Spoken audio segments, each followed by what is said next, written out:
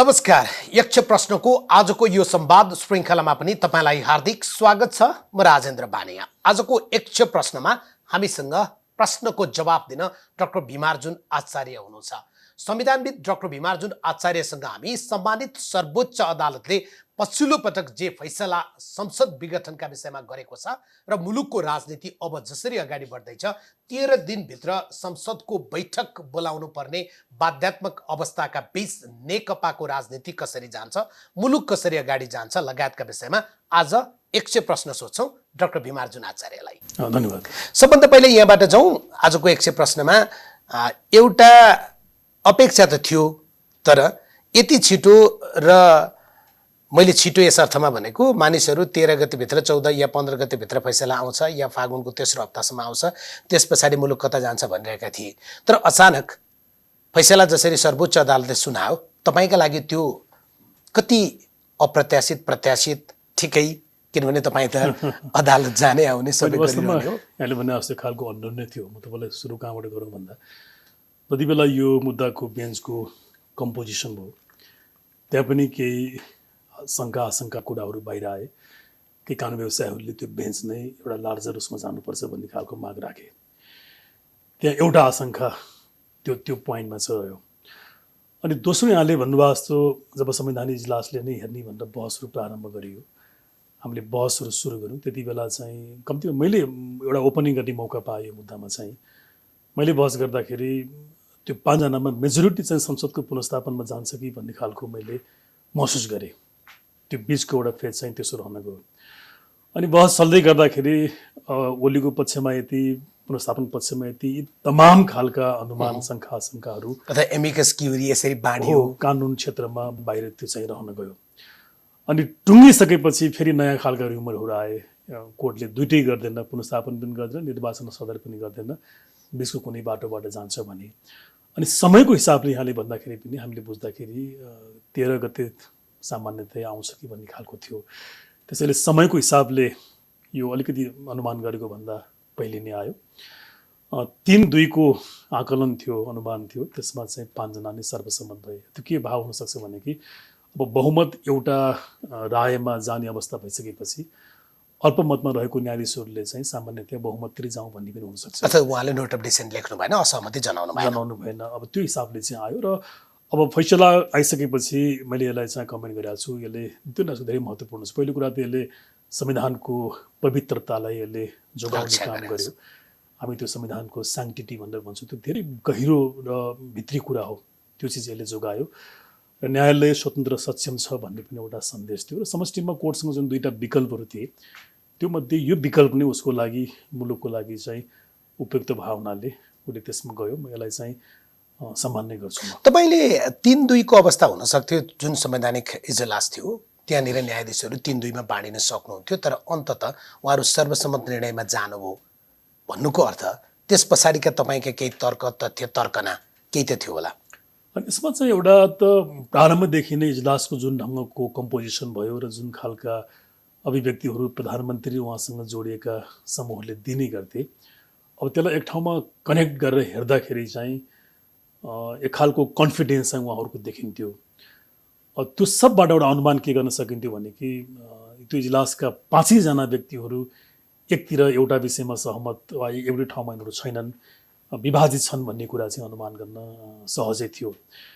तर क्वेसन के थियो भने कि अब त्यो 3 चाहिँ कतातिर हुन्छ भन्ने कुरा चाहिँ त्यहाँ देखिन्थ्यो। यो हिसाबले हेर्दाखेरि मैले चाहिँ के भने कि यसको कम्पोजिसन, त्यहाँ बहसका तौर तरिकाहरू अनि जम्मै चिजको विश्लेषण गर्दाखेरि र केही सूचनाहरूलाई हेर्दाखेरि चाहिँ जुन खालको निर्णय आयो, त्यो बेन्चको चाहिँ सर्वसम्मत नै हुने खालको चाहिँ वास्तवमा होइन। त्यो एउटा बिन्दुमा गएर, एउटा परिवेशमा गएर चाहिँ उहाँहरूले गर्नुभयो, जुन ठिक गर्नुभयो। किनभने न्यायालयको एउटा गरिमालाई क्षुण्ण राख्नको लागि, एउटा गतिलो मेसेज दिनको लागि चाहिँ यो आवश्यक थियो। तर डाक्टर साहब, एउटा चिज चाहिँ यो मुद्दा जसरी सम्मानित सर्वोच्च अदालतमा गयो, संवैधानिक बेन्चमा जाने र नजाने भन्ने विषयमा पनि न्याय क्षेत्रकै मानिसहरूको विभाजन पनि देखियो।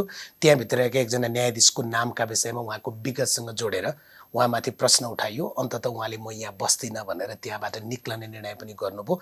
यो सबै कुरा चल्दै गर्दा न्यायालयमाथि यो पटक जुन प्रकारका धेरै संशयहरू एउटा शब्द कोट अनकोट एकदम धेरै प्रयोग भयो सेटिङ होइन यो जम्मै कुरा चाहिँ काहीँ न काहीँ जोडिँदो रहेछ काहीँ न काहीँबाट यो चाहिँ हावा नचलिकन पात हल्लाउँदैन भन्ने छ नि यो उखान ठिकै रहेछ नै अब केही हदसम्म त्यो कुरा हुन सक्ला तर मलाई लाग्छ खास गरी प्रधानमन्त्री ओली चाहिँ यो विषयमा सम्पूर्ण रूपमा फ्लप भए जस्तो लाग्यो मलाई चाहिँ त्यो बेन्चको संरचना हेर्दाखेरि र उहाँहरूका मान्छेहरूको हामीले कुरा बुझ्दाखेरि चाहिँ त्यो 5 मा 4 जना त उहाँहरूकै कन्फिडेन्सको भन्ने उहाँहरूले दाबी गर्नुहुन्थ्यो प्राइभेटमा चाहिँ त्यो हुन पनि सक्छ बेन्चको कम्पोजिसन हुँदाखेरि बेन्चमा बस्दाखेरि चाहिँ ओलीलाई सबै पात्रहरू मेरा हुन् मेरा लागि गर्छन् भन्ने पनि उहाँलाई त्यो भएको हुनसक्छ यद्यपि न्यायिक मान्यता न्यायिक एउटा मूल्य मान्यतामा त्यो कुराहरू पृथक रहन जान्छ त्यो दृश्यहरू छ भन्ने उहाँहरूको दाबी रहन्थ्यो केही न केही कुराहरू उहाँले त्यसमा आधार भएर त्यो गर्नुभएको हुनसक्थ्यो होला तर संयोगले जब बहसहरू हुँदै गए विषयहरू खोतलिँदै गए सिङ्गो लगभग मुलुक एउटा जन्म चाहिँ एउटा बिन्दुमा आयो बहुसङ्ख्यकले प्रधानमन्त्रीले गर्न नहुने भन्ने कुराहरू बाहिर प्रकट भए हामीले पनि दुनियाँका सारा दृष्टान्त देखाएर अध्ययन गरेर अदालतलाई हामीले प्रस्तुत गर्ने कोसिस गऱ्यौँ यी सबैले मेरो विचारमा के भयो भने कि अब जज एउटा मान्छे हो उसको ड्युटी भनेकै उसले संविधानको शपथका कारणले गर्दा कानुन र संविधानलाई अपहोल्ड गर्ने हो त्यसलाई डिफेन्ड गर्ने हो सायद त्यो चिज उहाँहरूलाई पर्नु पनि पर्छ त्यो भएको कारणले गर्दा मलाई लाग्छ यो आजको निर्णय आयो यसले यहाँले सोध्नुभयो जस्तो केही चिजहरू हामीलाई पनि आशंका थियो त्यो आशंका गर्नुपर्ने ठाउँ कहाँनिर छ भने कि विगतमा कतिपय राजनीतिसँग जोडिएका मुद्दाहरूमा अनुमानभन्दा बाहिर गएर फैसलाहरू भएको छन् अनुमान मिल्नुपर्छ भन्ने होइन तर कम्तीमा एउटा असल लयरले मुद्दाको मेरिट हेरेर उसले जुन खालको प्रेडिक्सन गर्छ त्यो प्रेडिक्सन चाहिँ मिल्नुपर्छ त्यसलाई हामीले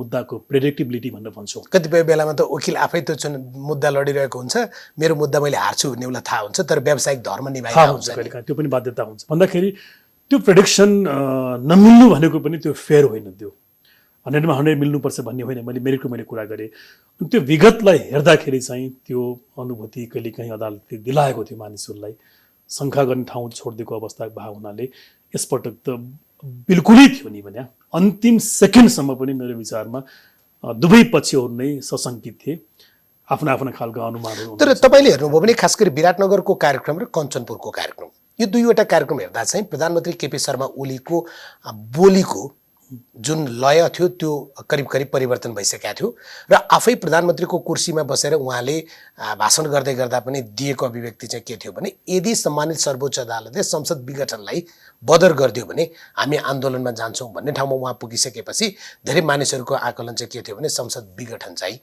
बदर हुने रहेछ अर्थात् संसद पुनर्स्थापना हुने रहेछ भन्ने ठाउँमा पुग्नुको अर्थ मैले जसलाई कन्फिडेन्टमा लिएको थिएँ या जसको विश्वासमै सबै कुरा मैले गरेँ अन्ततः तिनले मलाई विश्वासघात गरे भन्ने ठाउँमा उहाँ पुगे हो सायद त्यो दिन उहाँको भ्रम समाप्त भएको हुनसक्छ वास्तवमा मलाई पनि त्यो लाग्छ किन उहाँले उहाँको पहिलेका अभिव्यक्तिसँग चाहिँ त्यो अभिव्यक्ति सम्पूर्ण रूपमा कन्फ्लिक्ट गर्छ कन्ट्राडिक्सन गर्छ त्यसले चाहिँ उहाँको त्यो भ्रम त्यस दिन चाहिँ अन्त्य भएको हुनसक्छ त्यो यसलाई यहाँनिर जोडेर हेर्नु नि डाक्टर साहब एकचोटि जस्तै संवैधानिक परिषदको बैठक एउटा अध्यादेश जुन अध्यादेश ल्याइएको छैन भनेर लुकाएर त्यो अध्यादेश कार्यान्वयन गर्नेसम्मको काम गरियो 3 जनाबाट बैठक गरेर 32 जना मान्छेहरू नियुक्त गर्ने काम भयो त्यो ठाउँमा चाहिँ संवैधानिक परिषदको सदस्यका रूपमा हाम्रो सम्माननीय प्रधान न्यायाधीशको कुरा गरिरहेका छैनौँ संवैधानिक परिषदको सदस्यका रूपमा उहाँ जसरी त्यहाँ उपस्थित भइदिनु भयो यहाँसम्म उहाँलाई आरोप लाग्यो कि नियुक्तिमा उहाँले भागभण्डा समेत लिनुभएको छ यी सबै कुरा घटना या सन्दर्भले चाहिँ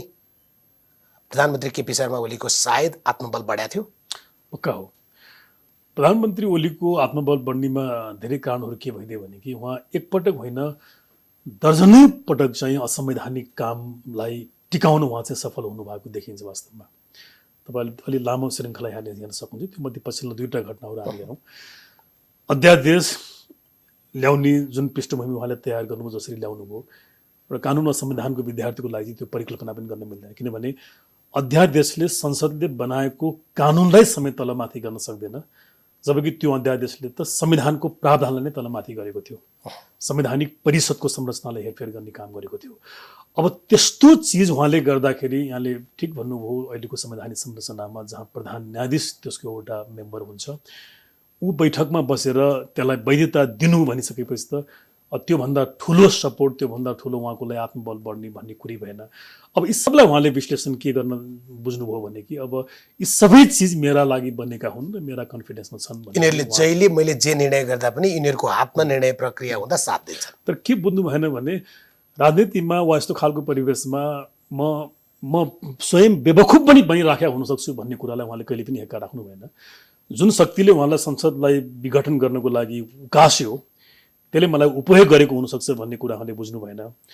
अनि कतिपय भागभण्डामा उहाँले पाएको साथ चाहिँ अन्त्यसम्म पनि रहन्छ भन्ने कुरालाई पनि उहाँले बुझ्नु भएन। त्यो एउटा बिन्दुमा गएर टुट्छ भन्ने कुरा उहाँले बुझ्नु भएन। भन्दाखेरि धेरै कुराहरूमा अक्कल चाहिँ उहाँले ख्याल नगरेको म देख्छु।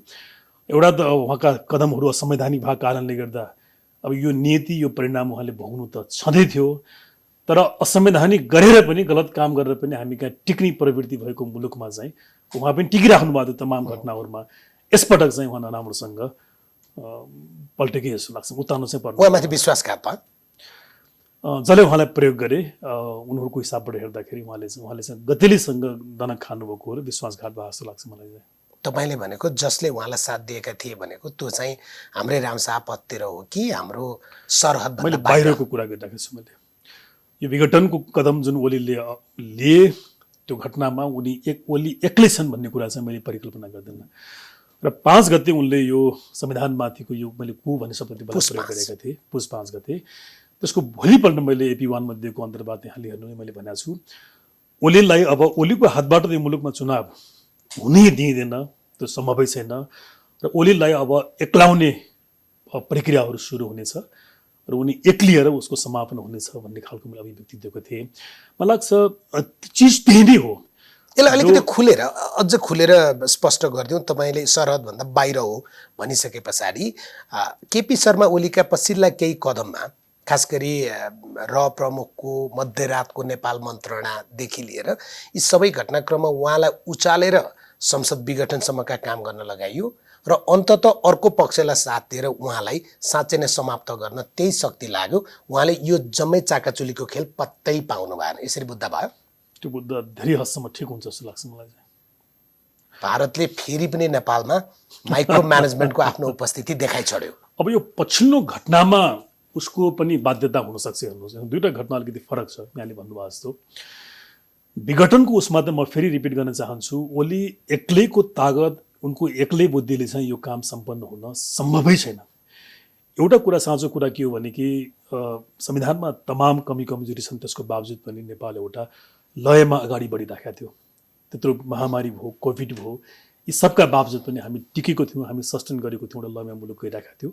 अब यो लयलाई भङ्ग गर्नुपर्ने बाध्यता चाहिँ ती शक्तिहरू थियो जुन शक्तिले नेपालमा जहिलेसुकै नियन्त्रित अस्थिरता चाहन्छन्। अनि ती शक्तिको लागि एउटा अचुक उपाय के भयो त भन्दा भने लयमा चलेको मुलुकलाई डिस्टर्ब गर्नको लागि चाहिँ अरू सानातिना कुराले त्यहाँ खासै असर नगर्ने भइसकेपछि विघटनको बाटो चाहिँ उनले अवलम्बन गरे र ओलीलाई अब विभिन्न खालका सपनाहरू दियो होला, तिमीले विघटन गर्ने, त्यसपछि तिम्रो हातबाट चुनाव गराउने, तिमीले फेरि 2/3 लिने, तिमी महाराज बन्ने, यस्तो भन्ने अनेक खालको सपनाहरू दियो होला। अनि परिणाम उहाँले हक्का राख्नु भएन। अनि त्यो जोसमा चाहिँ उहाँले संविधानका सबै सीमाहरूलाई उल्लङ्घन गरेर उहाँले चाहिँ विघटन गर्नुभयो। तर मैले उहाँलाई भ्रम थियो झोलुङ्गा सुत्या छु, वास्तवमा चाहिँ उहाँलाई थाङ्नामा सुत्नुभएको थियो। र मैले त्यसै दिन मैले कमेन्ट गरेको थिएँ, अब ओलीको अन्त्येष्टिको चाहिँ यो काउन्टडाउन सुरु भयो, उहाँको हातमाबाट चुनाव गरिदिने, उहाँलाई अल्गाइन्छ भनेर। होइन, के कारणले उनीहरूले माया गर्ने भन्नु न भने प्रयोग हुने मान्छे त भोलि अरूबाट पनि प्रयोग हुन्छ नि त, त्यस्तो भयो। तर अब जहाँसम्म पछिल्लो रिजल्टको पार्टमा मलाई के लाग्छ भने कि उनीहरूको चाहना सम्भवतः ओलीको हातबाट निर्वाचन नगराउने भए पनि वैशाखसम्म चाहिँ यसलाई यसै गरी टिकाउने र निर्वाचनलाई सदर गराउने थियो जस्तो लाग्छ मलाई। दुईटा घटनालाई अलि बढी मानिसहरू व्याख्या र विश्लेषण गर्थे, तथापि उनीहरूको बुझाइ एउटा गलत प्रमाणित भइसक्यो। वैशाख 17 र 27 को जुन मिति निर्वाचनको भनिएको छ, होइन, प्रदीप गेवालीले, शङ्कर पोखरेलले या अन्य नेताले यही कुर्सीमा बसेर 100 प्रश्नको जवाब दिने क्रममा 1 सेकेन्ड 1 मिनट पनि चुनाव तलमाथि हुन्न भन्नुभएको थियो। प्रधानमन्त्रीले पनि विभिन्न ठाउँमा भन्नुभएकै थियो। होइन, त्यो बिन्दुमा उभिएर कुरा गर्दा चाहिँ डाक्टर साहब मानिसहरू के भन्थे भने निर्वाचन आयोगले पनि तत्काल केही चिज फैसला गर्दैन, सम्मानित सर्वोच्च अदालतले पनि यो मुद्दालाई वैशाखसम्म यसरी नै हल्लाइदिन्छ र एक प्रकारको चाहिँ अस्थिरता, आशंका, यो जे पनि भन्न मिल्यो त्यो अवस्था सृजना हुन्छ भन्ने थियो। त्यो कुरामा चाहिँ उनीहरू काहीँ न काहीँ असफल भए। यसो हो, निर्वाचनको पक्षमा यदि जानुपर्ने अवस्था भएको भए सायद त्यतिन्जेलसम्म यो प्रक्रियाहरू प्रोलङ हुन्थ्यो होला। अनि उनीहरू त्यसमा असफल भएन। उनीहरूलाई कस्तो भइदियो भने कि अब यसो रहेछ कि उनीहरूले आफ्नो मिसनलाई अगाडि बढाउँदाखेरि पनि एक खालको जनमत चाहिँ चाहिँदो रहेछ। यसपटक के भइदियो भने एक्ज्याक्टली यसपटक के भइदियो भने कि उनको कदमलाई साथ दिने सम्भवतः विवेक भएका मान्छेहरू धेरै कम भए। तर भिड त ठुलै थियो नि होइन प्रधानमन्त्री केपी शर्मा ओलीका कार्यक्रमहरूमा। तथापि झलनाथ खनालले एउटा शब्द प्रयोग गर्नुभएको छ, त्यो पञ्चभेला हो भनेर होइन। तर उहाँ जहाँ गयो त्यहाँ मानिसहरूको भिड, र नेपालमा यस्तो पनि आमसभा हुन्छ हेर भनेर नानीको अगाडि उभिएर उहाँले भन्नुभएको थियो। यो सबै कुराले चाहिँ के अर्थ राख्छ? केही थोरै अर्थ नराख्ने भन्ने कुरा भएन। तर यद्यपि एउटा समग्र मुलुकलाई यहाँले हेर्नु हो भने त्यो भिडमाथि त उहाँले पनि बेवकुफी बनाउनु भएको थियो नि त। जस्तो नारायणको यहाँले कुरा गरिहाल्नुभयो, आधाभन्दा बढी अडियन्स सायद त्यो दिन चाहिँ उहाँको मुखबाट राजतन्त्रको बारेमा धर्मको बारेमा केही कुरा आउँछ कि भनेर सुन्नमा गएको थियो त्यहाँ जस्तो लाग्छ मलाई। उहाँले एउटा फन्डा गर्नुहुन्थ्यो, त्यहाँ पनि त्यही प्रकारको कुरा भयो। विराटनगरमा पनि आज केही घोषणा हुँदैछ। राजा बादीलाई त उहाँले सम्पूर्ण रूपमा बेवकुफ बनाउनु भने सयौं मान्छे राजालाई समर्थन गर्ने व्यक्तिहरूले उहाँको पक्षमा अदालतमा डिफेन्ड गरे, बाहिर डिफेन्ड गरे। तर वास्तवमा यहाँनिर मैले त त्यति बेला मैले कमेन्ट गरेको थिएँ, यदि यो पोइन्टबाट यहाँले हेर्नु हो भने त पुष 5 को घटनाले यो मुलुकमा राज संस्थाको जुन कुरा गरिएको थियो त्यो चिजलाई त सम्पूर्ण रूपमा विषयान्तर गरे। वास्तवमा तपाईँ पुष 4 गतेको समय स्थिति हेर्नु भने एक खालको मोमेन्टम मुलुकमा लिइसकेका थियो। चोक चोकमा सभाहरू बढ्दै गएका थिए, मोनालको पक्षमा धर्मको पक्षमा। त्यसले चाहिँ विषयान्तर गर्यो भन्दाखेरि उहाँले सकेसम्म धेरै फन्डाहरू प्रयोग गरेर अगाडि बढ्न चाहिँ उहाँ खोज्नु भएको हो। पछाडि ब्याकअपमा जोसुकै जे भए पनि नभए पनि तर ती सबै चिजहरू एक्सपोज हुँदै आए। अनि जनमत पनि यहाँले भने जस्तो एउटा भिड उहाँसँग हुँदाहुँदै पनि तर ठुलो हिस्सा, ठुलो विवेक एउटा कानुन र संविधानको पक्षमा वकालत गर्ने व्यक्तिहरू चाहिँ उहाँको विरुद्धमा भइसकेपछि त्यहाँनिर डाक्टर साहब एउटा शब्द तपाईँलाई प्रयोग गर्नुभएको थियो नि, विद्वान बुद्धिजीवी। तथापि विद्वान र बुद्धिजीवीको पनि नेपालमा पहिचान र परिचय फरक छ। कतिपय अर्काको कोटको खल्तीभित्र बसेर बुद्धिजीवी र विद्वान भन्न रुचाउँछन् होइन, तिनका कुरा नगरौँ। तर चुनावमा मत हाल्दाखेरिका लागि चाहिँ आम सर्वसाधारण या नागरिकको उपस्थिति महत्त्वपूर्ण हुन्छ। तर बौद्धिक बहस, संवैधानिक बहस यस्ता विषयमा बुद्धिजीवीहरू कहाँ छन् भन्ने कुराले सायद अर्थ राख्छ। त्यहीँनिर केपी ओली चुकिरहनु भएको थियो। त्यो पनि एउटा पोइन्ट हो। त्यो चाहिँ भन्दाखेरि अनि यसरी उहाँको विरुद्ध मानव जनमत भन्दै आयो कि मैले अघि जोड्न खोजेको कुरा के हो त भन्दा जसले जुन योजनामा त्यो काम अगाडि बढाएको थियो ऊ स्वयं अगाडि बढ्न सक्ने अवस्था देखिन जस्तो लाग्छ मलाई। अनि कोर्टको लागि पनि बाध्यता हुन्थ्यो। तपाईँ इमेजिन गर्नुहोस्, अदालतसँग यसपटक केवल 2टा अप्सन मात्रै थिए। एउटा ओलीको कदमलाई समर्थन गरेर चुनावको लागि सदर गरिदिने, अर्को बदर गरेर चाहिँ पुनर्स्थापना जाने भन्ने थियो। अब यो 2टा मध्ये अघिल्लो यदि छनौटमा अदालत गएको भए उसको बचे खुचेको सबै विश्वास र गरिमा पनि लगभग अन्त्य समाप्त हुने अवस्थामा आउँथ्यो। यसको अर्थ अदालत सडक प्रदर्शनबाट या बाहिर अनुहार देखाएर हिँड्ने कुरा जोगाउने कुरा गुमाउँथ्यो। वास्तवमा भन्दाखेरि अदालतले एउटा बडो विवेकपूर्ण कुरा उसले के सोच्यो र के देख्यो भने कि अब संविधानमा यति धेरै दुविधा छैन यो विषयमा, अनि हामीले दोस्रो अप्सनमा जाँदाखेरि संविधानको पनि हामीले डिफेन्ड गरे जस्तो हुने, संविधानको शपथ बमोजिममा हामीले इमान्दारिता पनि प्रदर्शन गरेको हुने, स्वयं सिङ्गो न्यायालय र हाम्रा विगतका कतिपय कुरालाई पनि यसले एउटा साथ दिने। यसलाई स्पष्ट भन्नुहोस् न, तपाईँलाई पो त्यो बेन्चमा गएर फेरि बहस गर्न पर्छ होला, अनुहारमा अनुहार आँखामा आँखा जुदाएर। हामी त स्पष्टसँग भन्न सक्ने भयो भने कतिपय व्यक्तिहरूको जो विवादित छवि थियो, उहाँहरूमाथि आशंका र प्रश्न थियो, त्यो सबैलाई मेट्ने र कहिलेकाहीँ दानवीकरण देवत्वकरण हुन्छ नि, यी सबैको अभ्यास यसले यो मौका पनि भयो उहाँहरूको लागि चाहिँ, ठुलो अवसर पनि भयो। तर कानुन सम्मत ढङ्गले भयो। उहाँले कानुनको साथ दिएको पनि देखियो, जुन हो पनि संविधानको पक्षमा उहाँले फैसला दिएको देखियो, त्यो हो पनि। र यहाँले भन्नुभएको छ त्यसले 2-3टा फाइदाहरू गर्यो। सिङ्गो न्यायालयको आस्थालाई अभिवृद्धि गर्न फाइदा गर्यो र स्वयं उहाँहरूमध्ये कसैका विगतहरूमा भएका केही तलमाथिहरूलाई पनि अलिकति मान्छेहरूलाई होइन उहाँले यसपालि त राम्रो गर्नु भन्ने मौका चाहिँ दियो वास्तवमा। डाक्टर साहब, जसरी हामीले भन्यो प्रधानमन्त्री केपी शर्मा ओलीलाई यो प्रकारको कदम होइन, जुन कदमले सम्भवतः उहाँको राजनीतिक इतिहासलाई नै झन्डै अब रसातलमा पुर्याइदिने अवस्था सृजना भयो। तथापि भोलि उहाँ कसरी अगाडि बढ्नुहुन्छ हेर्न बाँकी छ। उहाँलाई असफल हुने ठाउँ त बनिहाल्यो। न्यायालय या यसको विरुद्धमा जो दलहरू थिए उनीहरू चाहिँ यहाँनिर प्रयोग भए कि भएनन्? र आंशिक रूपमा भएको हुनसक्छ। एउटा कुरा के भइदियो भने कि नेपालका पछिल्ला वर्षका राजनीतिहरूमा धेरै ठुलो बाह्य चासो र बाह्य हस्तक्षेप चाहिँ छ, त्यो देखिने गरी नै भएको छ। अब कुनै समयमा भारतको एकलौटी थियो भने अब यो मैदानलाई हामीले पश्चिमाहरूको लागि पनि खुल्ला गऱ्यौँ र उत्तरको लागि पनि हामीले चाहिँ खुल्ला गऱ्यौँ। र एउटा यस्तो अवसर उनीहरूले यसपालि पाए कि पुस 5 को कदमबाट चाहिँ त्यो दुईतिर उनले खेल्ने प्रशस्त उनीहरूले मौका पाए। मेरै मामाले जित्छन् भन्ने एउटा कथा छ क्या। एक्ज्याक्टली। अब प्रधानमन्त्री ओलीलाई साथ दिएर अगाडि बढाउँदाखेरि पनि ओलीका कमी कमजोरीमाथि उनीहरू खेल्न पाउने अवस्थाहरू भयो। अनि सडक कार्य पनि अब यदि उनको त्यहाँ कन्ट्रिब्युसन नभए पनि तथापि यो फैसला न्यायालयले गर्यो। तर उनीहरूका विगतलाई हेर्दाखेरि चाहिँ अब तिमीहरूलाई पार्लियामेन्ट्समा पुर्याउनुको लागि त हाम्रो योगदान छ नि त, हामीले चाहेर हामीले गरेर भएको भन्नलाई उनीहरूलाई पर्याप्त ठाउँ भएको कारणले गर्दाखेरि मलाई लाग्छ दुवैतिर नै उनीहरू यो विषयमा चाहिँ खेले जस्तो लाग्छ। यद्यपि मात्राको हिसाबले तलमाथि हुन सक्ला। भर्डिक्टमा चाहिँ उनीहरूको खेल्ने सम्भावना त्यहाँ कम रह्यो। किन कम रह्यो भने कि कानुन र संविधान बमोजिम चाहिँ अर्को पक्षमा जानको लागि न्यायालयलाई यसपालि धेरै नै कठिन थियो। सामान्य यो 50-50 को अवस्थाको विषय चाहिँ थिएन। तर अरू मुद्दामा त उनीहरूले त्यो आफ्नो आदत छोड्ने कुराहरू चाहिँ भएन। नेपालमा राजनीतिक दलहरूमा विदेशीको प्रभाव अर्थात् छिमेकीको प्रभाव जति देखिन्छ, तपाईँले बारम्बार भन्नुभएको पनि छ, अब त सामान्य नागरिकले पनि बुझ्ने ठाउँसम्म पुगिसक्यो। न्यायालयलाई चाहिँ छिमेकको प्रभाव पर्दैन? अनि व्यक्तिगत रूपमा चाहिँ पर्न सक्ला। तर एउटा समग्रतामा के हुन्छ भने कि त्यो संस्थाका के आफ्ना सीमाहरू हुने भएको कारणले गर्दाखेरि उनीहरूले त्यहाँ माथिको प्रभाव पनि राजनीति मार्फत नै गर्न खोज्नु जस्तो लाग्छ मलाई चाहिँ। दीपावली चाहिँ जसरी एउटा पक्षले मनाएर केक काटाकाट गरेर साँटासाँट गरेर चाटाचाट गरेर जे जति गरिरहेछ नि, त्यसो भए त यो छिमेकतिर पनि हुनपर्ने रहेछ। भन्नाले जसले जित्यो, जित्ने जतिले गर्ने हो भने त कोही जितेको भ्रममा हुन्छन्, कोही साँच्चै जित्छन्। त्यो चाहिँ हो। उनीहरूले पनि केक खायो होला, नदेखिया होला।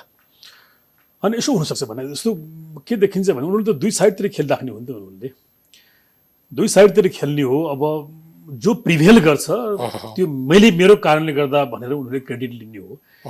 किनभने तपाईँले एउटा कुरा के ख्याल गर्नु भने कि वास्तवमा यो विघटनको अवस्थासम्म मुलुकलाई पुर्याउँदाखेरि उनीहरूको पहिलो योजना भनेको त हाउसलाई रेस्टोर गर्ने भन्ने हँदै होइन, रिभाइभल गर्ने भन्ने हँदै होइन नि। एउटा टर्मोइलमा किओसमा मुलुकलाई चाहिँ लगेर एउटा भिडभाडमा मारपिटमा मुलुकलाई पुर्याउने, उसै पर्यो भने संविधानहरू कोल्याप्स गर्ने, फेरि आफूले चाहे अनुसारको अगाडि बढ्ने भन्ने थियो होला। अब त्यतातिर जानको लागि बाटो र जनमत चाहिँ सहज भइ नसकेपछि उनीहरूले अर्को बाटोमा उनीहरूले साथ दिए जस्तो गर्ने हो। अब त्यसपछि पनि फेरि अब पार्लियामेन्टबाट लिने बेनिफिट उनले लिने प्रयास गर्ने भएको कारणले गर्दा त्यो त गरे होला उनीहरूले। अब एउटा प्रधानमन्त्री केपी ओलीसँग जोडिएर कुरा गरौँ, उहाँको राजनीतिक यात्रा चाहिँ अब सक्यो? होइन, मैले वास्तवमा अब पोजिटिभमा देख्दिनँ म, किनभने उहाँको रिभाइभल चाहिँ धेरै कठिन छ। अब अहिले पनि यहाँले क्याटेगोरिकली यहाँले हेर्नु हो भने अब 13 दिनभित्र संसद बोलाउनै पर्छ। चाहे पनि नचाहे पनि बाध्यात्मक रूपमा संसद चाहिँ बोलाउनै पर्छ। बोलाउनु भएन भने प्रधानमन्त्री र राष्ट्रपति चाहिँ अदालतको अवहेलनाको कसुरमा चाहिँ अदालतको कठघरामा चाहिँ उहाँहरू उभिनुपर्छ। तपाईँले बोलाउनु भएन भने चाहिँ भन्ने शब्द किन प्रयोग गरे? तपाईँलाई अविश्वास छ? जस्तै अदालतमा पनि यो मुद्दाको सुनवाई हुँदैको क्रममा यो दलिल उठाएको थियो होइन? यदि उहाँहरूले चाहिँ संसद पुनर्स्थापना भयो तर सरकारले सिफारिस गरेन या राष्ट्रपतिले चाहिँ संसदको अधिवेशन आह्वान गरिदिनु भएन भने के हुन्छ? अहिले तपाईँको बोलीमा पनि काहीँ न काहीँ प्रश्न त्यही देखियो। त्यो उहाँहरूले अन्त्यसम्म त्यो गर्न पनि सक्छ। किनभने अब हिजोको घटना पछाडिको उहाँको यहाँले प्रतिक्रियाहरू हेर्नुभयो होइन? अनि इभन प्रधानमन्त्रीका गतिविधिहरू हिजो पनि उहाँले केक काटेर आफ्नो जन्मदिन के मनाउनु भन्ने कुरा सुन्नमा आइरहेको छ। जति बेला निर्णय आइरहेको थियो उहाँ आफ्नो तस्बिर हेरेर मुस्काइरहनु। यो सबले त उहाँमा संवेदनशीलता चाहिँ शून्य छ भन्ने कुरा चाहिँ देखाउँछ। अब त्यो संवेदनहीन मान्छेले, संवेदनहीन व्यक्तिले के गर्ने के नगर्ने भन्ने कुरा कुनै पनि सीमा हुँदैन। त्यो भावनाले एउटा त्यो भयो। अब मैले भन्दैछु अब अधिवेशन आह्वान भइसकेपछि प्रधानमन्त्री ओलीको लागि त्यति बेला केवल एउटा विकल्प हुन्छ, उहाँले विश्वासको मत लिने वा अविश्वासको मत चाहिँ उहाँले सामना गर्ने। सायद अब त्यसमा त अहिले सडकमा भएकाले कम्प्रोमाइज मलाई गर्ला जस्तो लाग्दैन। तर त्योभन्दा अगाडि नै मेरो तपाईँलाई प्रश्न, नेपालको राजनीतिमा नैतिकताको प्रश्न सोध्ने तेरो प्रश्न नै गलत छ भनेर मलाई भन्नु पनि मिल्छ। तर कम्तीमा पनि प्रधानमन्त्री केपी शर्मा ओलीले अझ कतिपयले त राष्ट्रपतिज्यूले पनि भन्छन्, म त्यहाँसम्म पुग्दिनँ, तर राजीनामा दिएर यति भने नैतिकता मसँग टुस्सो भन्ने नि छ भने देखाउनु पर्थ्यो भन्नेहरूको प्रश्न गलत छ? प्रश्न बहुत ठिक छ भने, धेरै ठिक छ नि। किन उहाँहरू त राजीनामाको लागि नै लागेको हुनुहुन्छ। किनभने तपाईँ अनुमान गर्नु न, सामान्य घटनाहरू होइन नि। उहाँले गरेको घटना त वास्तवमा यो देशमाथिको एउटा बिट्रे हो, संविधानमाथिको फ्रड काम हो, बिट्रे काम हो। अब यो सब चिज इन्भ्यालिड भइसकेपछि त सामान्यभन्दा सामान्य, न्यूनतमभन्दा न्यूनतम जवाबदेहिता हुने, संवेदनशीलता हुने, नैतिकता हुने मान्छेले त होइन मैले गरेको कामहरू चाहिँ बेठिक रहेछ, अब म जस्टिफाइड भएन, मैले चाहिँ मेरो यो कुर्सी वा मेरो यो बाटो म अर्कोलाई मार्ग प्रशस्त गर्छु त भन्नुपर्ने हो नि त। अब त्यो चिज नदेखिसकेपछि अब उहाँहरूले अनेक खालका हत्कण्डाहरू अपनाउन सक्ने अवलम्बन देखिन्छ, तर बाध्यता भइदियो कि उहाँहरूलाई चाहिँ। जस्तो यसपालि एउटा अदालतको फैसलामा एउटा राजीनामा दिन नदिन पाइने ठाउँ रह्यो, तर संसदबाट भाग्ने ठाउँ अब छैन। अब चाहिँ छैन। तर उहाँहरूले चाहिँ अब विषय के राख्न थाल्नु भएको छ भने, जस्तै म शङ्कर पोखरेल, जसलाई हामीले एउटा मुख्यमन्त्री हाम्रो लुम्बिनी प्रदेशको केपी शर्मा ओलीको विश्वास पात्र भन्दा पनि उहाँले नै चित्त दुखाउनुहुन्न होला होइन। उहाँले लेख्नु भएको छ, सर्वोच्चको फैसलाबाट सुरु हुने अस्थिरताको खेलले प्रधानमन्त्रीको कदमको औचित्य थप पुष्टि गर्नेछ, हिम्मत र धैर्यताका साथ अघि बढौँ। होइन, मलाई यो यस्तो छ। अब यहाँनिर एउटा कुरा के छ भने कि संसद पुनर्स्थापन भइसकेपछि त्यहाँभित्र देखिने विकृतिहरू त त्यो हामीलाई पनि थाहा छ नि भने, तर त्यो चिजको निम्तो कसले गर्यो त भन्नु न। अनि यो त त्यसको जन्मदाता को? त्यो त पुस 5 नै हो नि। अनि पुस 5 को घटनाको लागि त्यसमा संलग्न योजनाकारहरू मतियारहरू नै हुने भने। तर पुस 5 अगाडि पनि तपाईँले खास गरी वैशाखको 8 गते अध्यादेश प्रकरण आयो, 12 गते फिर्ता भयो, वैशाख 10 गतेबाट हेऱ्यौँ भने त मुलुकमा उहाँले एकचोटि तपाईँ झन्डै 79 दिन, अर्कोचोटि 68 भन्दा बढी दिन जे काम गरेर बसिरहनु भएको थियो, मुलुक त चलाएको थिएन नि सर। अनि मुलुक चलाएको थियो, तर एउटा फरक पर्छ भने एउटा लयमा गइरहेको अवस्थालाई तपाईँले डिस्टर्ब गरे पछाडिको अवस्था र नगरेको अवस्था चाहिँ फरक हुन्छ भने। हिजो त्यसको बावजुद पनि संविधानको पवित्रतामाथि चाहिँ क्वेसन चिन्ह उठेको थिएन। विमतिहरू मान्छेका हुँदाहुँदै पनि मेरा पनि विमतिहरू संविधानमाथि छन्। त्यसो भइराखेको थियो। अहिले के गरिदियो भने कि त्यसको स्याङ्क्टिटीमाथि नै उहाँहरूले प्रश्न गर्नुभयो, अस्तव्यस्त बनाइदिनु भयो, डिस्टर्ब बनाइदिनु भयो। भन्दाखेरि संसद पुनर्स्थापन भइसकेपछि उहाँले भने जस्तो केही न केही त हुन्छ नै भने त्यो सबैले अनुमान गरेको कुरा हो। तर त्यो भएको चिजको पनि नैतिक जिम्मा र कानुनी जिम्मा चाहिँ उहाँले लिनुपर्छ, किनभने त्यसको सबै जन्मदाता भनेको पुस 5 को घटना र त्यसमा संलग्न योजनाकारहरू हो। तर अब त्यो भनेर चाहिँ अब भोलि हुने विकृति, भोलि हुने समस्या चाहिँ यस्तो भयो नि हामीले त भनेका थियौँ भनेर चाहिँ अरू जस्टिफाइड हुने भन्ने कुरा छैन। तपाईँ अनुमान गर्नु न। अनि यो नभएर तपाईँ यदि चुनावमा जानुभएको भए अब के हुन्थ्यो त्यो भन्दा कुनै दिन चुनाव हुन्थ्यो, ओलीले वैशाखमा नगरे पनि कुनै महिनामा चुनाव हुन्थ्यो। अनि चुनाव पछि त अहिलेको संविधानमा 2 वर्षभित्र तपाईँ अविश्वासको मत लान पाउनुहुन्न भनेपछि 2 वर्ष संसद चल्थ्यो होला। तर 2 वर्ष पुगेको एक दिन पछाडि त उहाँ जस्तै प्रत्येक प्रधानमन्त्री संसद भोलि विघटन गर्न सक्थे, नजिर बस्थ्यो।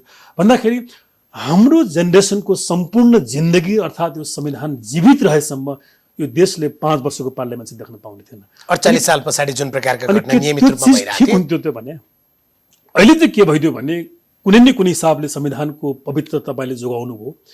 अनि यिनीहरूले गर्न सक्छन् भने यी नेताहरूको बेहोरा त्यही हो, प्रवृत्ति त्यही हो। अब यसमा अब विदेशीहरूको होडबाजी होला, यो मैले गर्दा भयो, मैले ल्याएँ भन्नु उनीहरूले होडबाजी गर्लान्, यो सबै कुरा त्यहाँ रिफ्लेक्ट होला।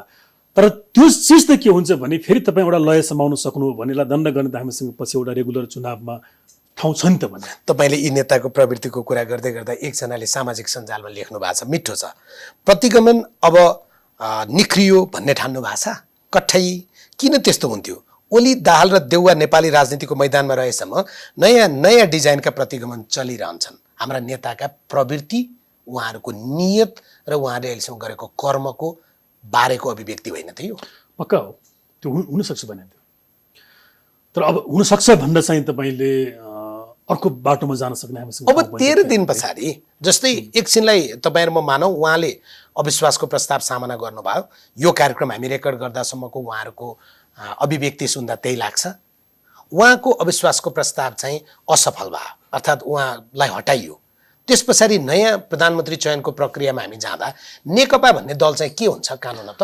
होइन, त्यो चिज अहिले टुङ्गो लागेको छैन, किनभने निर्वाचन आयोगले यो बारेमा कुनै पनि निर्णय दिएन। अब एउटा सम्भावना यहाँले भन्नुभयो जस्तो अब यी जुन खेलाडी जुन पात्रको तपाईँ नाम लिनुभयो, उहाँहरूले जे पनि गर्न सक्ने भएको कारणले गर्दा पार्टी नै फुट्या छैन भन्ने किसिमले पनि भोलि उहाँहरू अगाडि बढ्न सक्ने ठाउँ त आफ्नो ठाउँमा रहने भयो। अब तर उहाँहरूले फुटेको दाबी गर्नुभयो र फुटेको रूपमा भोलि सदनमा प्रस्तुत गर्नुभयो भने त त्यति बेला कानुन बमोजिम चाहिँ त्यो 40% को उहाँहरूले कन्फिडेन्स चाहिँ साथमा लिनुपर्ने हुन्छ। तर प्रधानमन्त्री केपी ओलीसँग त त्यो ठाउँ पनि बाँकी छैन नि डाक्टर साहब। किनभने अहिलेसम्मको विद्यमान कानुनको सहारा लिएर तपाईँले र मैले विश्लेषण गर्ने हो होइन। त्यो गर्दा त केन्द्रीय समितिको मौजुदा केन्द्रीय समितिको 40% र संसदीय दलको 40%, दुवै चाहिन्छ। संसदीय दलको 40% त उहाँसँग होला, केन्द्रीय समिति त उहाँले थपेको 11,500 त निर्वाचन आयोगले मानेन। त्यो भए त उहाँको सांसद पदै जान्छ भने प्रधानमन्त्री तपाईँ कुरै छोड्दिनुहुन्न। संसदमा प्रतिनिधित्व गर्ने दल, सांसद वा प्रधानमन्त्री जेसुकै होस्, उसले स्पिड हुँदाखेरि त्यो 40% को प्रोभिजन वा रिक्वायरमेन्टलाई उसले आफ्नो साथमा लिन सकेन भने त उसको हैसियत नै समाप्त हुन्छ भने। त्यसैले तपाईँ जुन दृष्टिकोणले हेर्नुभयो भने पनि, जुन महत्त्वाकांक्षामा ओलीले यो मुलुकलाई सुरुङमा फसाउन खोजेको थिए, त्यो अँध्यारो सुरुङमा उनी आफै जाके जस्तो लाग्छ मलाई। प्रधानमन्त्री ओलीको प्रधानमन्त्री पद त रहेन, त्यो त निश्चित भइसक्यो, उहाँले पनि मन मार्नुभयो होला। अब सांसद या नेताको पद रहने सम्भावना पनि कम भएर गयो। त्यो 40% नभए त उहाँको रहनै सक्दैन, गाह्रो हुन्छ। निर्वाचन आयोगले आजको दिनमा संसदमा प्रतिनिधित्व नगर्ने दल छ भने चाहिँ उसले नयाँ दलको हैसियतमा फेरि आफ्नो पार्टी दर्ता गर्न सक्ने भयो। तर पार्लियामेन्टमा सांसदको हैसियत उसले प्राप्त गर्नको लागि त जुन दलबाट उसले जितेर आएको हो त्यो दलको मेम्बर ऊ भइराख्नुपर्छ, अथवा छुट्टिने हो भने 40% चाहिँ उसले सेक्युर गर्नुपर्छ। यो प्रावधान चाहिँ उहाँहरूलाई मात्रै लागू हुन्छ कि प्रदेश सांसद या स्थानीय पालिका सबैलाई लागू हुन्छ होइन, किनभने यो दलीय व्यवस्था हो। अब उहाँहरूले केसम्म गर्न सक्नु होला भन्ने एउटा दृष्टान्त तपाईँसँग प्रस्तुत गर्छु। प्रधानमन्त्रीले तत्काल राजीनामा दिएर नेकपा सचिवालयको बैठक बोलाउन एकजना नेताले माग गर्नुभएको छ, ठुलो नेता वामदेव गौतमले। उहाँहरूको फेरि त्यो 9 जनाको सचिवालयको बैठक बस्ने, प्रधानमन्त्री राजीनामा दिने, यस्तो कुरा नि हुन्छ र अब राजनीतिमा? यो राजनीतिक प्रश्न होला, त्यो म सम्भव देख्दिनँ मैले चाहिँ। त्यो सम्भावना धेरै नै कम छ। त्यो कसरी होला र भन्नुहुन्न।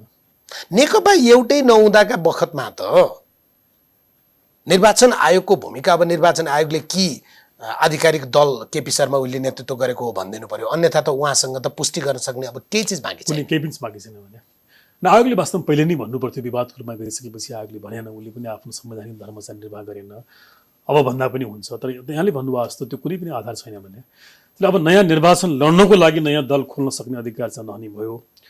तर संसदमा टिक्नको लागि, संसदको हैसियत प्राप्त गर्नको लागि त कानुनको त्यो रिक्वायरमेन्ट चाहिँ उहाँले पालना गर्नुपर्ने हुन्छ। त्यसैले तपाईँ जुन दृष्टिकोणबाट हेर्नुभयो भने पनि, जसरी मुलुकलाई बन्धकमा राखेर म शासन गर्छु भन्ने जुन सोचमा अगाडि बढ्नु भएको थियो, त्यसको ठिक अब उहाँमाथि नै सबै कुराहरू आइलाग्ने, बुमराङ हुने म खतराहरू चाहिँ मैले देखिरहेको छु। त्यसो हुँदाखेरिमा सांसदको पद पनि रहँदैन, आफ्ना भन्ने मान्छेहरू सांसद मुख्यमन्त्री केही पनि रहँदैनन्, 40% नभए त रहने चान्सै भएन। अब अलिकति अदालतकै फेरि एकचोटि फर्किएर कुरा गर्छु।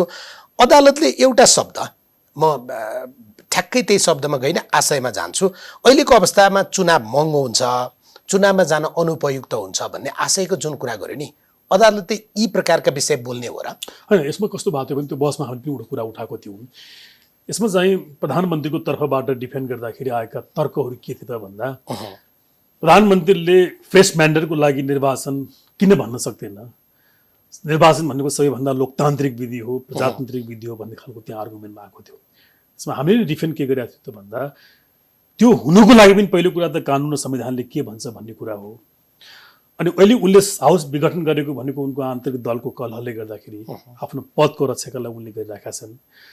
अनि उसले जुन जनताको नाम दिए, त्यो जनताको नाम लिँदाखेरि पनि अरूको त्यो एउटा भारी बोकाएर, ऋण बोकाएर जनतालाई चुनावमा जबरजस्त लाद्नु चाहिँ जनताको हितमा कसरी भयो भन्ने खालको आर्गुमेन्ट भावनाले त्यहाँ अर्को शब्द पनि यसपालि अदालतले क्वाइन गरेको छ। त्यो नैतिकता चाहिँ संवैधानिक नैतिकता भन्ने चिज पनि हुन्छ, त्यो पनि प्रधानमन्त्रीले ख्याल गर्नुपर्छ भन्ने पनि छ यो पोइन्टमा चाहिँ। ख्याल गर्नुपर्छ भनेको प्रधानमन्त्रीसँग अहिले चाहिँ नैतिकता देखिएन भने हो नि, त्यो त पक्का हो नि। त्यो धेरै महत्त्वपूर्ण कुरा हो। यो वास्तवमा यो हो, हामी संविधानमा के पढ्छौँ भने संविधानमा चाहिँ कन्स्टिट्युसनल मोरालिटी भन्ने पनि हुन्छ। त्यो चिज पनि शासनमा बस्ने मान्छेले चाहिँ हेक्का राख्नुपर्छ। र कोर्टले क्याटेगोरिकली के भन्यो भने, तिमी जनताको नाममा चुनावमा जान चाहन्छु भन्छौ भने जनतालाई त तिमीले थप बढन पनि दिन गइरहेका छौ नि त चुनावको नाममा चाहिँ। अनि त्यो चाहिँ तिम्रो कानुनी एउटा कुरा भयो, अनि संवैधानिक नैतिकताको हिसाबले पनि कसरी ठिक भयो भन्ने प्रसङ्गमा मन लाग्छ उसले। त्यो अदालतको कार्यक्षेत्र या क्षेत्राधिकार होइन, त्यहाँभन्दा बाहिर गएर सस्तो लोकप्रियताका लागि अदालत बोल्यो। त्यस्तो हुँदैन। कहिलेकाहीँ जुडिसियल रिजनिङमा हामी के भन्छौँ भने, एउटा फैसलामा 3-4वटा पार्टहरू त्यहाँ हुन्छ, त्यसका फ्याक्टहरू त्यहाँ उल्लेख गरिएको हुन्छ, निरूपण गर्नुपर्ने प्रश्नहरू त्यहाँ फ्रेम गरिएको हुन्छ, त्यहाँ न्यायिक विवेचना गरिन्छ।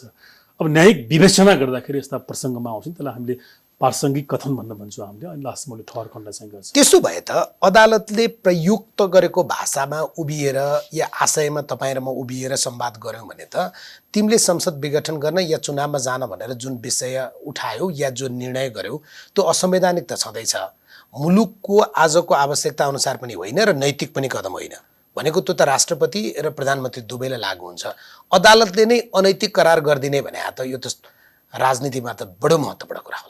र महत्त्वपूर्ण कुरा त्यो बुझ्ने हो भने चाहिँ वास्तवमा किन त्यस्तो परिवेश तपाईँले बनाइदिनु हो, एउटा बाध्यकारी अवस्था हो भनौँ न, त्यो कारणले गर्दाखेरि अब सोच्नुहोस् न भने मामुली कुरा त होइन नि वास्तवमा। यो यस्तो हुन्छ यो दुनियाँमा कोर्ट संसद विघटन प्रशस्त भएका पनि छन् फैसलाहरू फेरि। हेर्नु भने होइन त्यो त उनको संविधानले साथ दिएको हुन्छ नि त भने हामी कहाँ पनि हामी कहाँ पनि भयो नि। अनि हामी कहाँ भए तर अब तपाईँ हेर्नु न त 47 सालको संविधानको धारा 53 को उपधारा 4 हेर्नु भने प्रश्न भनेको थियो प्रधानमन्त्री मन्त्री परिषदको सिफारिसमा सिर्फ 5बाट संसदको विघटन गरी बक्सन्छ भन्ने प्रावधान उल्लेख गरिराखेको थियो। अब आजको अहिले दिनमा पनि चाहिँ संविधानमा त्यो उल्लेख गरेको छ। आजको दिनमा चाहिँ डाक्टर साहब यसरी बुझौँ, संसदीय व्यवस्था हामी एकातर्फ भन्ने तथापि तपाईँले एउटा शब्द प्रयोग गर्नुभएको छ र यो आजसम्म पछिल्लो पटक तपाईँले प्रयोग गरेको शब्द हो। यो संविधान यसका धेरै प्रावधानहरूप्रति डाक्टर भीमार्जुन आचार्यको आपत्ति छ। यसले कतिपय संविधानवादका सिद्धान्तहरू मानेन भनेर तपाईँले बारम्बार भन्दै आउनु भएको छ। वैचारिक तहको कुरा त अझ फरक बाटो भयो। त्यहाँ बसेर हेर्दा पनि यदि यो संसदीय व्यवस्था हो भने चाहिँ अब हामीले बहुमतको प्रधानमन्त्रीले समेत संसद विघटन गर्न नसक्ने अवस्था जो सृजना गरिदियौँ, यो त प्रधानमन्त्रीलाई बाँधेको कुरा भयो नि। बाँधिन्छ, त्यही विधिको शासन भनेको छ। यसमा दुईवटा कुरा छ। यहाँले भन्नुभएको पार्टमा यसपालि एउटा अदालतले एउटा नयाँ व्याख्या उसले के गरेको छ भने कि संसदीय शासन प्रणाली नेपालको हो तर यो बिल्कुल परम्परागत चाहिँ होइन। यो आफ्नै विशिष्ट र मौलिक भन्ने शब्द उसले प्रयोग गरेको छ। मौलिक र विशिष्ट भनेको छ।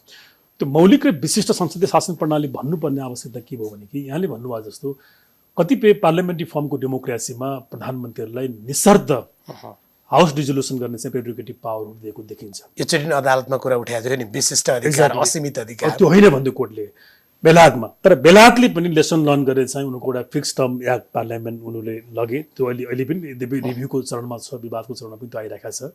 त्यो एक खालको अभ्यास भयो। अनि भारतीयहरूले निशर्त नै उल्लेख गरेको छन्, हामीले पनि 47मा त्यही गरेको थियौँ।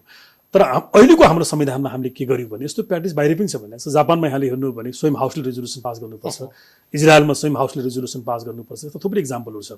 र अहिलेको हाम्रो संविधानमा चाहिँ हामीले एक्सप्लिसिटली के मेन्सन गर्यौँ भने कि प्रधानमन्त्रीले कुनै पनि प्रधानमन्त्रीले चाहेर वा चाहँदैमा हाउसको रेजोल्युसन गर्न सकिँदैन। सरकार कुनै पनि फर्मको सरकार बन्न सकेन भने 76 को 7 मा हामीले भन्यौँ उपधारा 5 को प्रधानमन्त्री भनेको त्यो अन्तिम अप्सन हो। अनि त्यो पनि बन्न सकेन भने चाहिँ त्यति बेला भएको प्रधानमन्त्रीले सिफारिस गरेर हाउस डिजल्भ गर्ने भन्यौँ हामीले। अनि हुन्छ के छ त भन्दा पार्लियामेन्ट्री फर्मको डेमोक्रेसीमा लिखित संविधान अवलम्बन गरेको ट्रेन्ड पनि छ, अलिखित पनि छ। यहाँले भन्नुभयो जस्तो लिखित संविधान अवलम्बन गरेको ट्रेन्डमा यदि संविधानमा त्यो कुरा नलेखेको भए, त्यो पार्ट खाली भएको भए, दुविधाजनक भएको भए तपाईँले भन्नुभएको जस्तो चाहिँ त्यसलाई व्याख्या वा सिद्धान्तको सहाराले प्रधानमन्त्रीको त्यो अधिकार हुन्छ भन्न सकिन्थ्यो।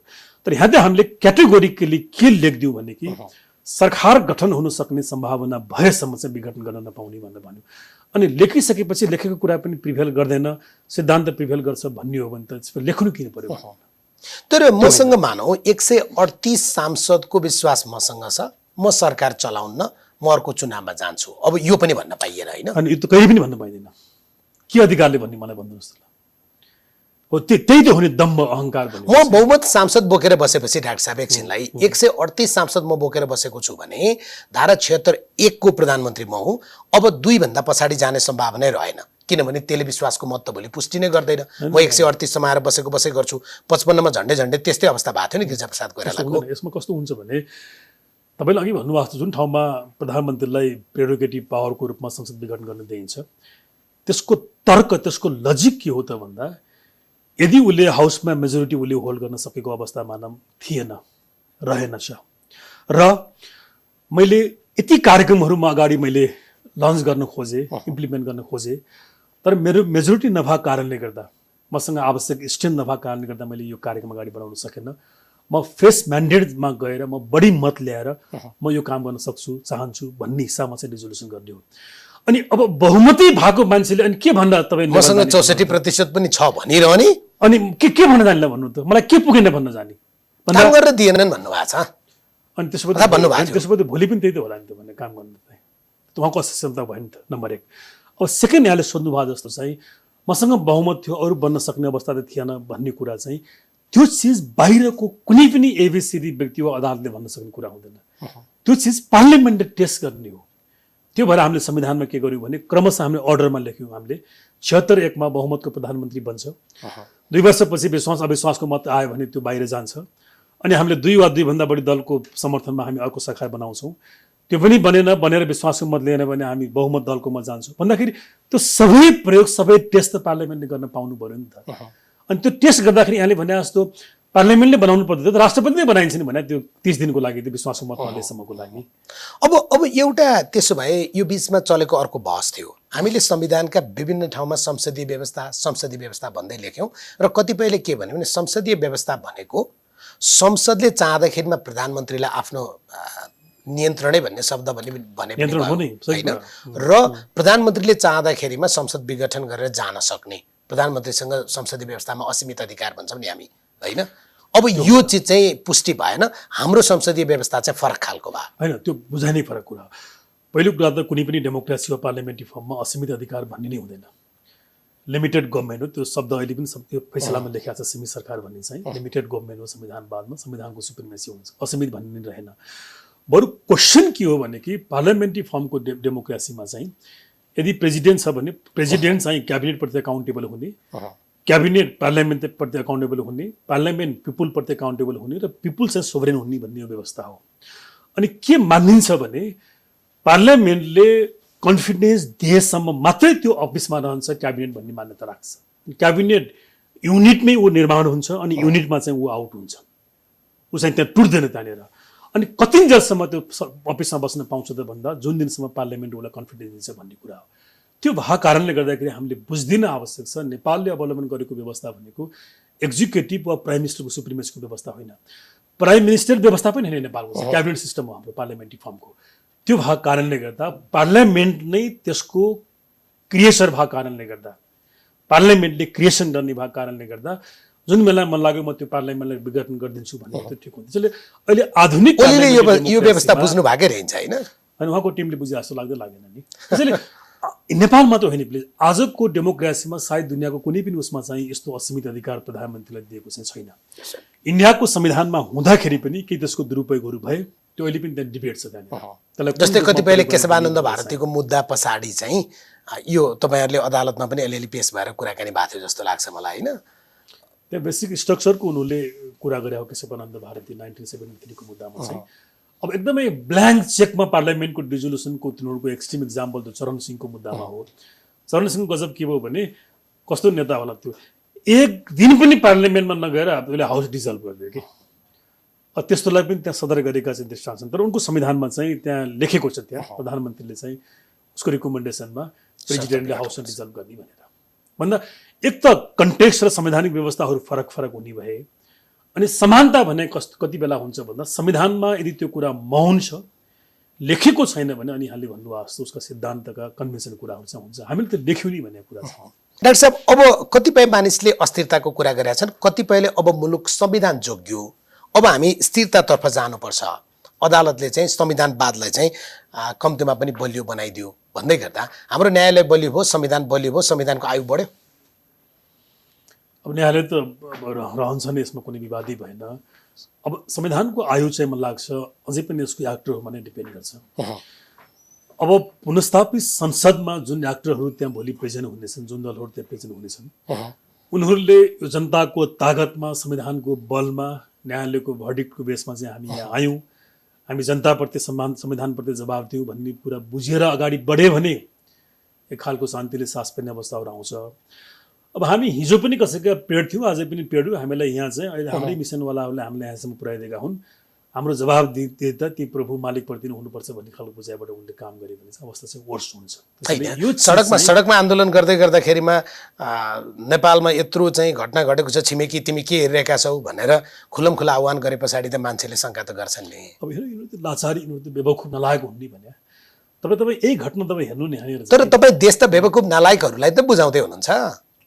अब गर्नु चाहिँ दुईवटा नलायक रोज्नुपर्ने भयो भने कम नलायक रोज्नुपर्ने हो, अथवा दुईटा चिल्ला रोज्नुपर्ने हो भने चाहिँ बढी संवैधानिक के हुन्छ, बढी विधि सम्मत के हुन्छ, बढी मूल्य नैतिकवान के हुन्छ, त्यसलाई रोज्नुपर्ने हो।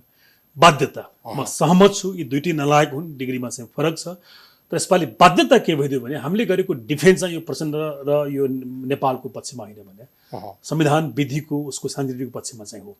त्यसैले नेताहरूले त वास्तवमा बुद्धि हुन्थ्यो भने यो जस्तो आज नेताले बुझ्दै भए देशको हालत किन यस्तो हुन्थ्यो सर? तपाईँलाई आज म स्पष्ट प्लिज भन्छु, अदालतले जुन भर्डिक्ट दियो उसको साथमा कानुन र संविधान त थियो नै, तर कानुन र संविधानको साथले मात्रै अदालतले यो भर्डिक्ट दिएको होइन कि, यहाँ उसले जनता पनि यो जनमत पनि हेऱ्यो कि, जनताको भावना, जनताको चाहना। अनि उसले यो होइन, योले अर्को रूपमा त बुझ्नु, यसको यो बल पनि उसले बुझ्यो। त्यहाँ म यसको विरुद्धमा गए भने मेरै खैरे छैन भने यसलाई कसैले यसो भन्छन्, नेपालको अदालत पनि झ्याल बाहिर हेरेर निर्णय गर्छ भन्छन्।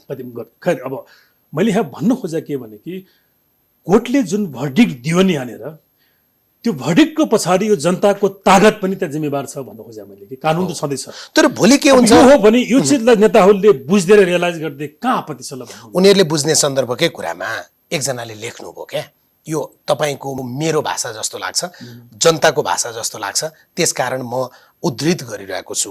के अब देश लुट्न रोकिन्छ? के जनता ठग्न रोकिन्छन्? कि अब बल्ल घरबेटीलाई ठेक्का, नातादारलाई मन्त्री अनि वफादारलाई नियुक्तिको मौका आयो भनेर क्रमाङ्क बन्छ भनेको भोलि पनि यही चाकाचुली यिनीहरूले खेल्छन् भनेर हेर्नुहोस् त। मान्छेको खुसी त लाग्यो किनभने संविधान जोगियो, तर फेरि कसका हातमा सत्ता जान्छ, फेरि कसले चाहिँ म माथि लुट्छ भनेर मान्छेमा चिन्ता सुरु भयो। एकदमै जायज र यो एउटा वैध प्रश्न हो। यो प्रश्न मेरो मनमा पनि छ, वास्तवमा मैले पनि समर्थन गर्छु। तर अहिले चाहिँ हामीसँग योभन्दा अर्को चाहिँ विकल्प थिएन। यसमा अब हामीले खबरदारी गर्ने हो। यिनले यस्तै गरे भने चुनाव छ नि त भने निर्वाचनमा यी कुनै पनि अनुहारलाई हामीले दोहोऱ्याएर फेरि नपठाउँ त हामीले हाउसमा चाहिँ। हाम्रो निर्वाचन प्रणाली त्यस्तो छ र होइन, प्रणालीले पैसा हुनेले चुनाव जित्छन् सर, पार्टी हुनेले चुनाव जित्छन्। प्रणालीको मात्रै दोष होइन वास्तवमा। आखिर दुनियाँमा फर्स्ट पास्ट पोस्टको इलेक्सनबाट राम्रा मान्छे छान्ने गए पनि त तमाम इक्जाम्पल छन् नि त। त्यो पपुलर हो नि, दुनियाँमा 90भन्दा बढी देशहरूमा यो खालको मोडेलहरू प्रयोग भएको छ। त्यसका केही कमजोरी होला, तर धेरै कमजोरी मेरो विचारमा हामी नि मतदाताकै हो। अब यो हामी मतदाता कम भयो नि डाक्टर साहब, तपाईँ र म व्यक्ति भन्दा पनि हामी मतदाता कम भयो, पार्टीको कार्यकर्ता लट्ठै धेरै भयो। त्यसैले मैले भन्नु पछिल्ला वर्षदेखि मैले एउटा अत्यन्त कडा उसमा मैले के भन्दै आएको छु भने कि त्यसैले तपाईँ भन्नुहुन्छ अनि राजावादी भन्छ, यो देशको समृद्धि र प्रगतिको मुख्य बाधक भनेको चाहिँ यो देशका यी लम्पट कार्यकर्ताहरू हुन् कि मैले बारम्बार रिपिट गरेको छु। जुन देशमा जनताहरू हुँदैनन्, केवल पार्टीका क्याडरहरू हुन्छन्, त्यो देशको नियति चाहिँ यस्तै यस्तै हुँदो रहेछ। भोलि ओलीको पार्टी र प्रचण्डको पार्टी मिल्यो भने या उनीहरू मिलेर एउटा इक्जाम्पल मैले दिउँ, आज संयोगले संविधान मिच्नेमा ओली भए र उनका ती लम्पट कार्यकर्ताले उनलाई समर्थन गरे। यो ठाउँमा प्रचण्ड माधव नेपाल भएको भए पनि उनका कार्यकर्ताले यस्तै गर्थे कि, यसै गरी उनले डिफेन्ड गर्थे किनभने उनीहरू कार्यकर्ता हुन्। बस हो, यो चिजबाट यो मुलुकले मुक्ति नपाएसम्म, म नागरिक हुँ, म पहिले सार्वभौम हुँ भन्ने कुराको त्यो चेत नआएसम्म चाहिँ मुलुकको समृद्धि र यो मुलुकको अस्थिरता, यो मुलुकको नियति चाहिँ यस्तै घुमिरहेको छ। तपाईँलाई एउटा चिन्ता छ फेरि पनि 52 सालतिरको जस्तो सांसद खरिद बिक्री भेडा बाख्रा जस्तो या बिल्कुल छ, थुन छेक गरेर राख्ने होटल र थाइल्यान्ड पठाइदिने त्यो हुनसक्छ भने, तर त्यसको पनि धेरै जिम्मा चाहिँ त्यो पुस 5 गतेले लिनुपर्छ भने त्यो नगरेको भए कम हुन्थ्यो कि। यो त पहिलो विश्वयुद्धको समापनको बेलामा भर्सेल्समा सन्धि गर्दाखेरिमा सबै दोष जर्मनीलाई लगाएको जस्तो भएन? त्यो त जसले गर्यो त्यो कारकले जिम्मा लिनै पर्छ नि त भने। ओलीले त्यति बेला हाउस चल्न दिएर उनले सामना गरेर पदबाट हटेको भए विकृतिको लेभल चाहिँ अलिक कम हुन्थ्यो भने। मैले जुन तपाईँलाई पटक पटक त्यो संविधानको लय टेम्पो मैले गतिको कुरा गरिरहेको छु, त्यसको मिनिङ हुन्छ कि तपाईँ एकपल्ट डिस्टर्ब गर्नुभयो, त्यसलाई च्यात्नुभयो, उल्लङ्घन गर्नु भने पटक पटक उल्लङ्घन गर्नलाई आइतबार पर्खिराख्नु पर्ने। अब अर्को प्रश्न चाहिँ कतिपय मानिसले सर्वोच्चको त्यही फैसलाले यसलाई पनि काट्छ भने जो कानुनको भाषा सम्भवतः बुझ्दैनन् होला। यो संवैधानिक नियुक्तिको प्रसङ्ग, यो पुस 5 पछाडिको नियुक्तिको कुरा हो। मलाई लाग्छ यो आम मान्छेहरूले यो नियुक्ति स्वतःबद्ध भयो भन्ने खालको बुझिरहेको मैले देखेँ। आम मान्छे मात्रै होइन, कतिपय विद्वान बुद्धिजीवी र सञ्चारकर्मीले पनि त्यो लेख्नु भएको छ। त्यस्तो हुँदैन, सत्य बोल्नुपर्छ। शाही आयोगको बारेमा अदालतमा मुद्दा पर्दाखेरि त्यति बेला अदालतको फैसलामा के गर्यो भने कि शाही आयोगलाई जरैदेखि उसले विघटन गरिदियो, असंवैधानिक बन्यो र उसले गरेका काम कारबाही पनि सबै नल भोइड हुने शून्य हुने भन्ने चाहिँ उसले फैसला गर्यो।